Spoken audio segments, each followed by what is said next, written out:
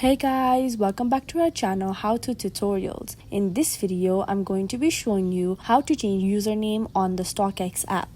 Go to the StockX app. Once the app is open, you will be on the home page. You also have to make sure that you get logged into your StockX account. To change your username, tap on the bottom right corner of your screen, which is the profile option. After that, on the first, you may see the profile option. Tap on that. Then, beside personal information, you may see edit. Tap on edit. Then again, beside profile, you may see edit. Tap on edit again. Now, under username, you may fill any username according to your liking, and then once done, you can tap on save. You can see that the username has successfully been changed into the one of your liking. This is how you can easily change your username on StockX. If you find this video helpful, please like, share and subscribe, and do not forget to leave a comment down below. Thanks for watching.